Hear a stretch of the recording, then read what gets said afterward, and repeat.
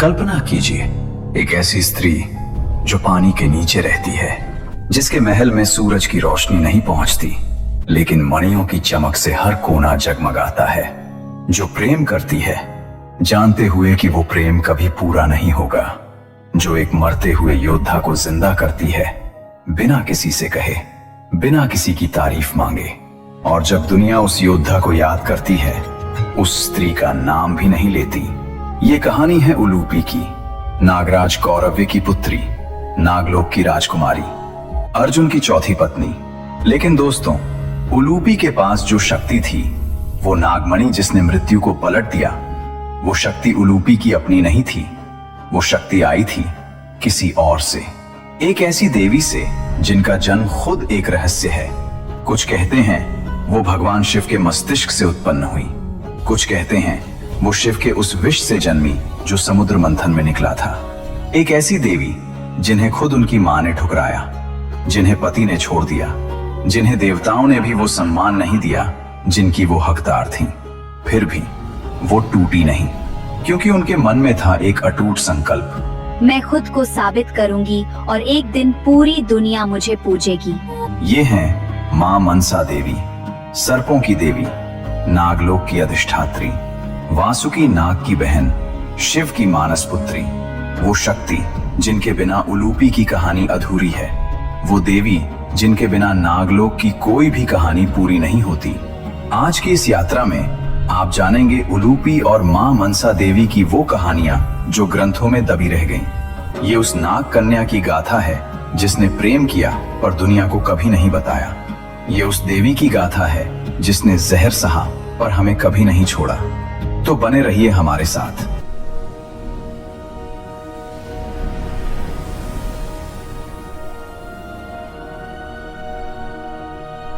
दोस्तों, पहले समझते हैं ये नागलोक आखिर है क्या।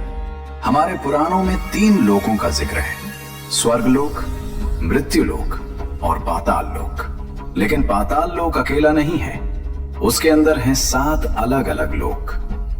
अतल, वितल, सुतल, तलातल, महातल, रसातल और पाताल। और इन्हीं में से एक हिस्से में बसा है नागलोक, जहां रहते हैं नाग, अर्ध मानव अर्ध सर्प, जिनकी सभ्यता इंसानों से भी पुरानी है, जिनके पास ज्ञान है, जादू है और अपार शक्ति है। महाभारत और विष्णु पुराण में नागलोक का वर्णन इस तरह है: मणियों की रोशनी से जगमगाते महल, सोने की दीवारें, हीरे माणिक्य से सजे दरवाजे, जहां न सूरज की जरूरत है न चांद की। नागों की मणियां वही उस दुनिया का उजाला है। महर्षि कश्यप ब्रह्मा जी के मानस पुत्र, उनकी कई पत्नियां थीं और हर पत्नी से अलग अलग प्रजातियां उत्पन्न हुई। देवता, दानव, पशु, पक्षी सब कश्यप ऋषि की ही संतानें हैं। उनकी एक पत्नी थी कद्रु। कद्रु सर्पों की माता। उनके गर्भ से हजारों नागों ने जन्म लिया। शेषनाग, वासुकी, तक्षक, करकोटक, पद्म और अनगिनत और। यही नागवंश नागलोक के निवासी बने और इन्हीं में से एक थे नागराज कौरव्य, शक्तिशाली, न्यायप्रिय, नागलोक के सम्मानित राजाओं में से एक। और उनकी पुत्री थी उलूपी। उलूपी नाम का अर्थ है जो लहरों पर चले। नागलोक की सबसे कुशल, सबसे सुंदर, सबसे विदुषी राजकुमारियों में से एक। उसे ज्ञान था नाग विद्या का, औषधि का, मंत्र का। वो नाग रूप भी धारण कर सकती थी और स्त्री रूप भी। जल उसका घर था, नागलोक उसका राज्य था। लेकिन उसकी जिंदगी में एक दर्द था। उलूपी का विवाह हुआ था एक नाग राजकुमार से, लेकिन उसके पति की मृत्यु हो गई गरुड़ के हाथों। गरुड़ भगवान विष्णु का वाहन, नागों का सबसे बड़ा शत्रु। उलूपी विधवा हो गई, अकेली, उदास। नागलोक में थी, सब कुछ था, लेकिन एक अजीब खालीपन था। तब तक, उस एक रात तक, जब गंगा के किनारे एक धनुर्धर आया। बात है महाभारत के आदि पर्व की। 5 पांडवों ने आपस में एक नियम बनाया था। द्रौपदी, जो 5 की पत्नी थी, उनके साथ एक एक करके रहती थी। नियम था जब एक भाई द्रौपदी के कक्ष में हो, दूसरा भाई उस कक्ष में प्रवेश नहीं करेगा। अगर कोई ये नियम तोड़े तो उसे 12 साल का वनवास भोगना होगा। एक दिन एक ब्राह्मण आया रोते हुए, बोला, मेरी गायें चोर ले गए, मुझे बचाओ। अर्जुन के पास हथियार थे, लेकिन वो हथियार रखे थे द्रौपदी और युधिष्ठिर के कक्ष में। अर्जुन के सामने दो रास्ते थे। एक, नियम मानो, ब्राह्मण को जाने दो, धर्म टूटने दो। दूसरा, नियम तोड़ो, ब्राह्मण की रक्षा करो और सजा भुगतो। अर्जुन के सामने धर्म संकट था। एक ओर नियम, दूसरी ओर एक ब्राह्मण की पुकार। अर्जुन क्षत्रिय थे, रक्षा करना उनका धर्म था। अर्जुन ने दूसरा रास्ता चुना। कक्ष में गए, हथियार लिए, ब्राह्मण की गायें वापस दिलाईं और फिर खुद को सजा दी, 12 साल का वनवास। युधिष्ठिर ने मना किया, बोले, अर्जुन, तुमने मुझे नहीं देखा था, यह नियम भंग नहीं है। लेकिन अर्जुन नहीं माने। जो नियम बनाया है वो खुद पर भी लागू होता है। यही अर्जुन का धर्म था। और इसी वनवास में शुरू हुई उलूपी की कहानी। 12 साल अकेले तीर्थ यात्रा करते हुए अर्जुन देश देश घूमे, मंदिर गए, नदियों में डुबकी लगाई। एक रात हरिद्वार के पास गंगा के किनारे अर्जुन रुके। रात का समय था, चांद था, नदी बह रही थी। अर्जुन ने सोचा, स्नान करते हैं। वो पानी में उतरे। ठंडा पानी, शांत रात, और तभी किसी ने उनका पैर पकड़ लिया। अर्जुन ने नीचे देखा, कुछ नहीं दिखा, लेकिन खिंचाव था जोरदार। वो नीचे जाने लगे। 1 फुट, 2 फुट, 5 फुट, 10 फुट। डर नहीं, क्योंकि जैसे जैसे वो नीचे गए अंधेरा नहीं हुआ, बल्कि रोशनी आती गई। मणियों की चमक, फूलों की खुशबू, सोने के स्तंभ, हीरे जड़ी दीवारें, ये था नागलोक। अर्जुन हैरान था, चारों ओर देख रहा था, और तभी उसके सामने आई एक स्त्री। असाधारण सुंदरता, शांत आंखें, लेकिन उन आंखों में एक गहरी तड़प। ये थी उलूपी। वो देर तक खड़ी रही, बस देखती रही, और फिर धीरे से बोली, अर्जुन, मैं उलूपी हूँ, नागराज कौरव्य की पुत्री। मैं आपको बहुत पहले से जानती हूँ। जब से आपने खांडोप्रस्थ की भूमि बसाई, जब से आपको इंद्र ने दिव्यास्त्र दिए, मैं आपको देखती आई हूँ, और मेरा मन आप पर आ गया है। अर्जुन ने उसे देखा, एक विधवा राजकुमारी, अकेली, जिसने न किसी से कुछ मांगा था, न किसी को धोखा दिया था। अर्जुन ने तुरंत हाँ नहीं की। वो धर्म के पुजारी थे, नियमों के पक्के। उन्होंने कहा, मैं वनवास में हूँ, व्रत में हूँ, मैं किसी से विवाह नहीं कर सकता। उलूपी आगे बोली, मैं जानती हूँ, तुम्हारा व्रत द्रौपदी से जुड़े नियम के कारण है। वो नियम यह नहीं कहता कि तुम किसी भी स्त्री से विवाह नहीं कर सकते। लेकिन अर्जुन, मैं एक विधवा हूँ। धर्मशास्त्र कहते हैं, एक विधवा की पुकार को अनसुना करना महापाप है। क्या आप मुझे निराश करेंगे? अर्जुन के मन में एक उलझन थी। एक तरफ था उनका व्रत, उनका वनवास, दूसरी तरफ थी एक विधवा स्त्री की विनती, एक भावनाओं से भरी पुकार। लेकिन ऋषियों ने भी यही कहा था, एक विधवा की अनदेखी करना धर्म के विरुद्ध है। अर्जुन ने उलूपी की आंखों में देखा। उन आंखों में मांग नहीं थी, शर्त नहीं थी, बस एक सरल निस्वार्थ भाव था। और अर्जुन ने कहा, हाँ। उस रात अर्जुन नागलोक में रहे, उलूपी के साथ। कोई भव्य विवाह नहीं, कोई ढोल नगारे नहीं, बस दो आत्माओं का एक दूसरे के करीब होना। और सुबह जब सूरज ऊपर उग रहा था, उलूपी ने अर्जुन को विदा करते हुए एक वरदान दिया। अर्जुन, आज से जल के सभी जीव, मछली, मगरमच्छ, सर्प, कोई भी आपको नुकसान नहीं पहुंचा सकेगा। जल में आप सदा अजय रहेंगे। अर्जुन मुड़े। पानी के नीचे उलूपी की परछाई धीरे धीरे मिटती जा रही थी। एक रात, एक मुलाकात, एक प्रेम जो पूरा नहीं हो सकता था, लेकिन जो कभी खत्म भी नहीं हुआ। दोस्तों, उस एक रात के बाद उलूपी के गर्भ से एक पुत्र का जन्म हुआ। उसका नाम रखा गया इरावन। इरावन, अर्जुन और उलूपी का पुत्र। इरावान के भीतर नागवंश का रक्त भी था और पांडवों का तेज भी।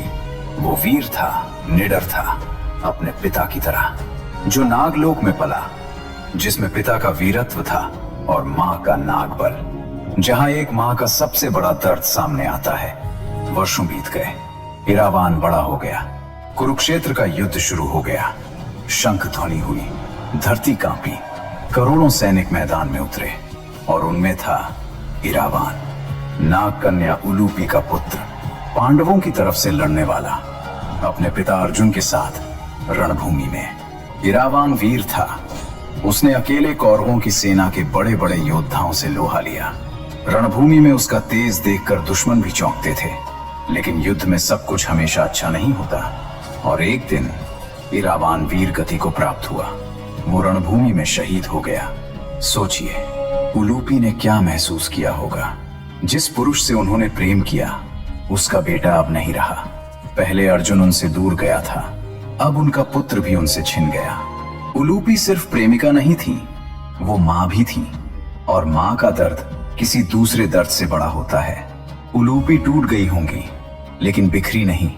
वो उलूपी जो अर्जुन के जाने के बाद भी उन्हें भूली नहीं, जो नागलोक में बैठकर मृत्युलोक की खबरें सुनती रही, जो तब तक चुप रही जब तक जरूरत नहीं पड़ी, और जब जरूरत पड़ी तो वो आई, चुपचाप, बिना बुलाए।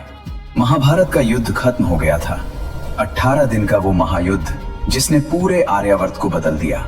लाखों योद्धा मारे गए, कुरुवंश लगभग खत्म हो गया, पांडव जीते, युधिष्ठिर राजा बने। लेकिन जीत के साथ आया था एक बोझ, एक शाप का बोझ। वासुओं ने, अष्टवसुओं ने एक बार अर्जुन को शाप दिया था, क्योंकि अर्जुन ने युद्ध में वीर बब्रू का वध किया था, जो एक देवता का अंश था। उस शाप के अनुसार एक दिन अर्जुन का वध उसके अपने वंश से होगा। अर्जुन को यह बात पता थी, लेकिन वो नहीं जानते थे वो दिन कब आएगा और कहां से आएगा। लेकिन उलूपी को भी पता थी, और उलूपी को यह भी पता था इस शाप से मुक्ति कैसे मिलेगी। कहा जाता है नागवंश को ज्ञान की शक्ति मिली हुई थी, भूत, भविष्य, वर्तमान तीनों जानने की। उलूपी ने जाना इस शाप से मुक्ति का एक ही रास्ता है, अर्जुन को उसके अपने पुत्र के हाथों पराजित होना होगा, यानी बभ्रुवाहन के हाथों। बभ्रुवाहन जो चित्रांगदा और अर्जुन का पुत्र था, मणिपुर का राजा। उलूपी के मन में योजना बनी और उन्होंने अपना काम चुपचाप शुरू किया।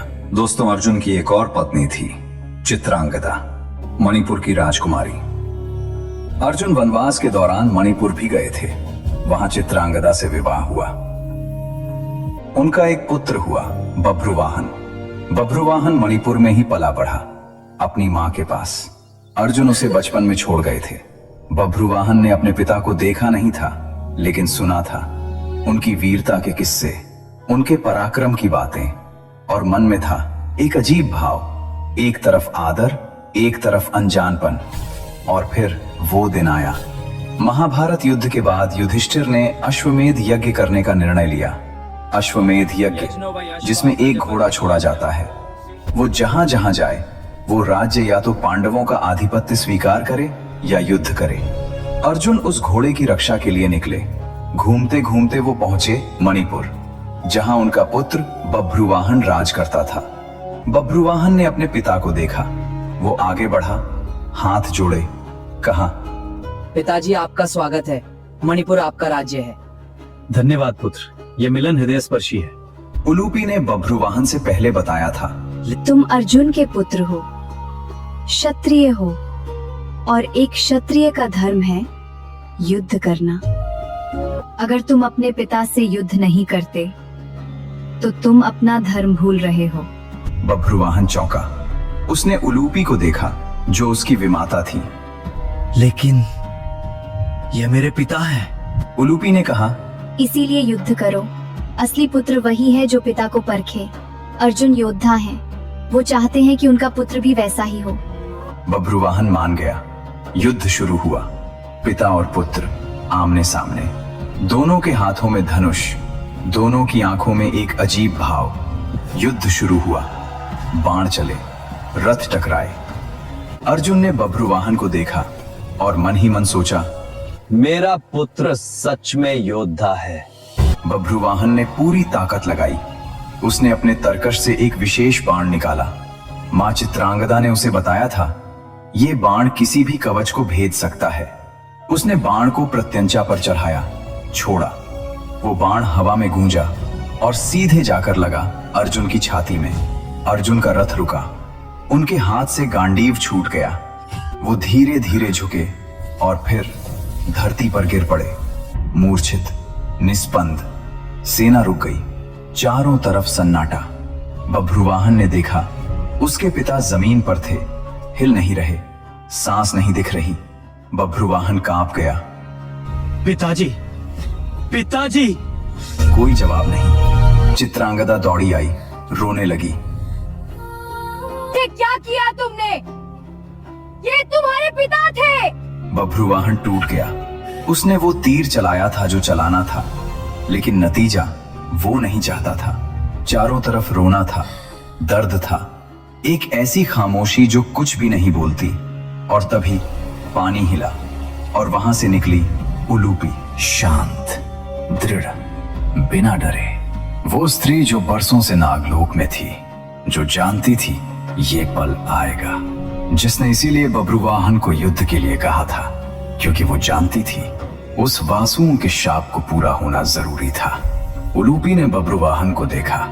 रुको, घबराओ मत, ये तुम्हारी गलती नहीं थी। अर्जुन पर एक पुराना शाप था, वासुओं का शाप। वो शाप आज पूरा हुआ और अब मैं उसे पलटूंगी। उलूपी के हाथ में थी एक मणि, सोने जैसी चमक, लेकिन उसकी रोशनी अलग थी। नागमणि, नागलोक की सबसे शक्तिशाली मणि, जो मृत्यु को भी चुनौती दे सकती थी। उलूपी ने वो मणि अर्जुन की छाती पर रखी और बंद आंखों से मंत्र पढ़ने लगी। एक क्षण, दो क्षण, तीन क्षण, सबकी सांसें रुकी हुई थी। और फिर अर्जुन की उंगलियां हिली, छाती ऊपर नीचे होने लगी, पलकें कांपी और आंखें खुल गईं। अर्जुन जी उठे। चित्रांगदा ने माथे पर हाथ रखा, रोई। बभ्रुवाहन ने पिता के पैर थामे और उलूपी ने बस देखा, मुस्कुराई और पीछे हट गई। कोई नाटक नहीं, कोई दिखावा नहीं, जो करना था किया, चली गई। यही थी उलूपी, जो बरसों से चुपचाप प्रेम करती रही, जिसने कभी नहीं कहा याद रखना मुझे, जो बस थी हमेशा।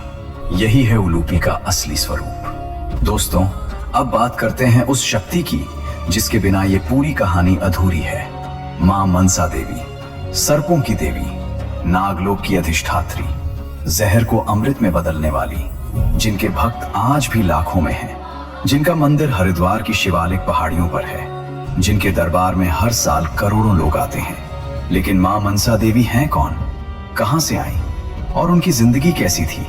ये कहानी उतनी सरल नहीं जितनी लगती है।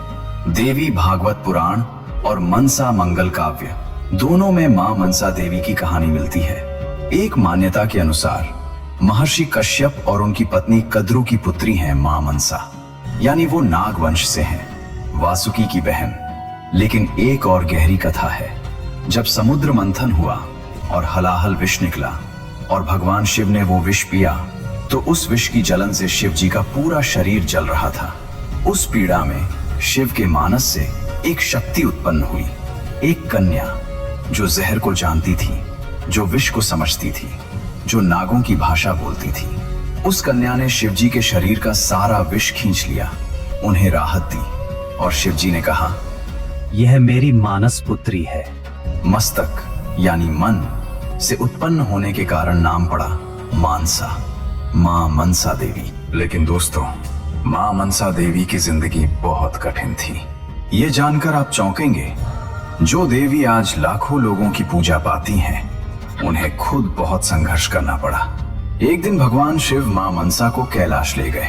मां पार्वती ने उन्हें देखा और मन में शक आया। यह कौन स्त्री है जो शिव के साथ आई है? जब पता चला कि ये शिव की पुत्री है, तो भी पार्वती के मन में द्वेष रहा। क्रोध में एक दिन पार्वती जी ने मां मनसा की एक आंख जला दी। हाँ दोस्तों, एक देवी को उनकी ही मां ने जला दिया। इसीलिए मां मनसा देवी को एक नयनी भी कहा जाता है। यानी एक आंख वाली। जिस घर में रहना था उसी घर में इतना दर्द। लेकिन मां मनसा रुकी नहीं, आगे बढ़ी और एक दिन उनका विवाह हुआ ऋषि जरत्कारु से। लेकिन यहां भी कठिनाई थी। ऋषि जरत्कारु ने विवाह के लिए एक अजीब शर्त रखी। मेरी पत्नी का नाम भी मेरे जैसा होना चाहिए, जरत्कारु। जरत्कारु का अर्थ होता है जिसका शरीर तपस्या से क्षीण हो गया हो। संयोग से मां मनसा का एक नाम जरत्कारु भी था और इसीलिए विवाह संभव हुआ।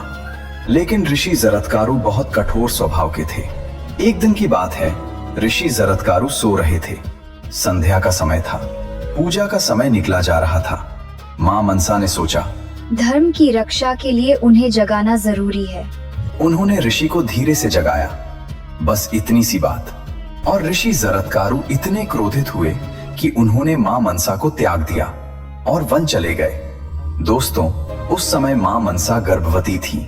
एक मां बनने वाली स्त्री अकेली छोड़ दी गई। न घर, न पति, न सम्मान। मां पार्वती ने पहले ही ठुकरा दिया था। देवताओं ने भी वो सम्मान नहीं दिया जिनकी वो हकदार थीं। पूजी नहीं जाती थीं। दुनिया ने हर तरफ से दरवाजे बंद कर दिए। लेकिन मां मनसा ने एक बात तय की, अगर देवलोक ने नहीं माना तो मैं मृत्युलोक में अपनी पूजा स्थापित करूंगी। अगर परिवार ने नहीं माना तो भक्त मानेंगे। मैं हार नहीं मानूंगी। यही था मां मनसा का स्वाभिमान। एक स्त्री जिसे परिवार ने, समाज ने, देवताओं ने, सबने ठुकराया, लेकिन वो अपनी शक्ति से पूरे ब्रह्मांड में पूजनीय बन गई। और यहीं से शुरू होती है चांद सदागर की कथा। बंगाल में एक धनी व्यापारी था, चांद सदागर। बहुत अमीर, बहुत घमंडी और भगवान शिव का परम भक्त।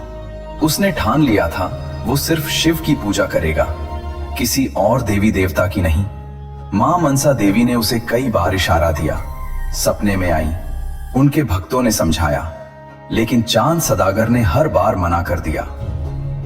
मैं सिर्फ महादेव का भक्त हूं, किसी नागिन की पूजा नहीं करूंगा। मां मनसा को दर्द हुआ, लेकिन उन्होंने सोचा, ठीक है, परीक्षा होगी। मां मनसा ने अपने नागों को भेजा। चांद सदागर के एक व्यापारी दल को समुद्र में तूफान ने डुबो दिया। सब कुछ चला गया। चांद सदागर के 6 बेटे थे। एक एक करके नाग ने डसा और वो चले गए। चांद सदागर टूटता रहा, लेकिन झुका नहीं। फिर भी मनसा की पूजा नहीं करूंगा। और फिर आया उसका 7वां बेटा लखिंदर। लखिंदर की शादी तय हुई। दुल्हन थी बेहुला, एक सुंदर साहसी प्रेमी लड़की।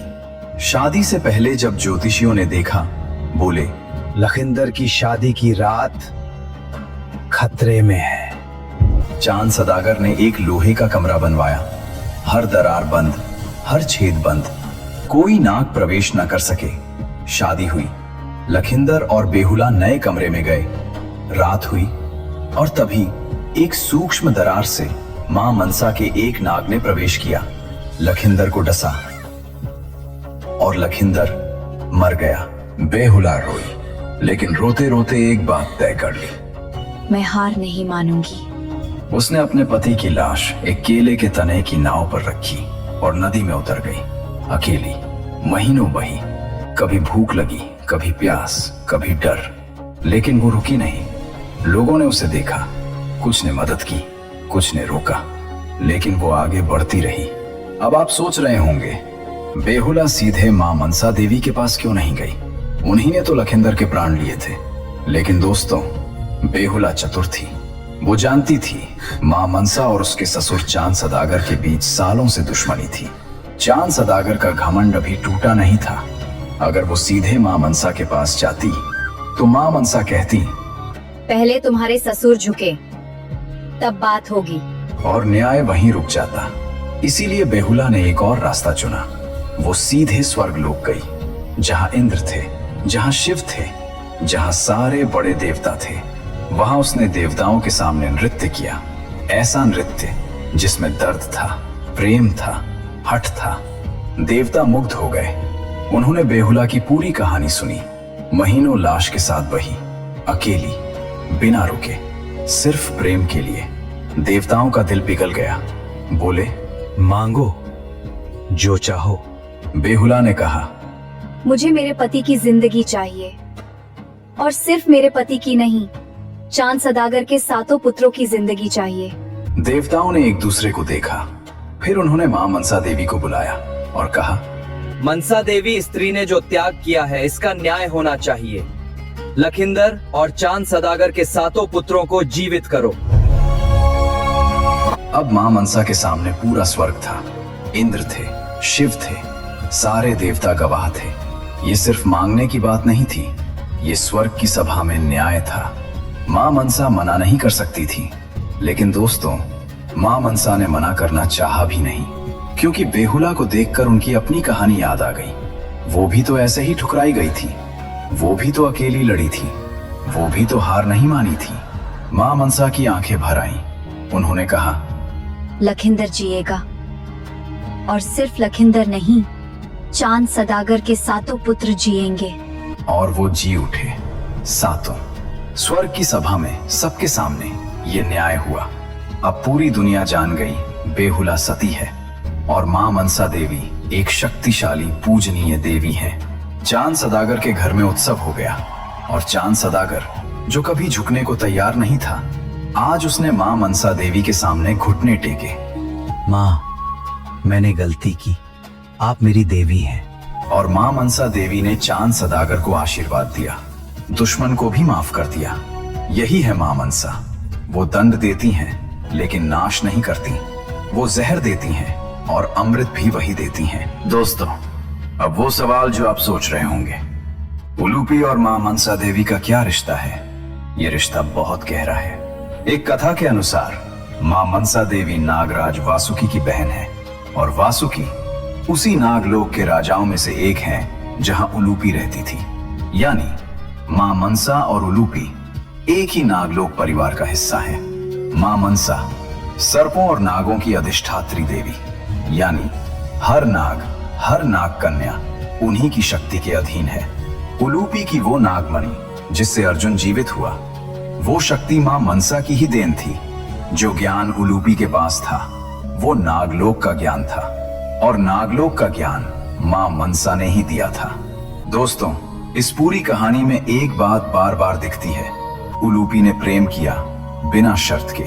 मां मनसा ने दर्द सहा, लेकिन टूटी नहीं। बेहुला ने मृत्यु से लड़ी अकेले। चांद सदागर ने देर से सही सच माना। ये सब हमें एक ही बात सिखाते हैं, जो सच्चे मन से मांगे उसे मिलता जरूर है, जो सच्चे मन से दे उसे याद किया जाता जरूर है।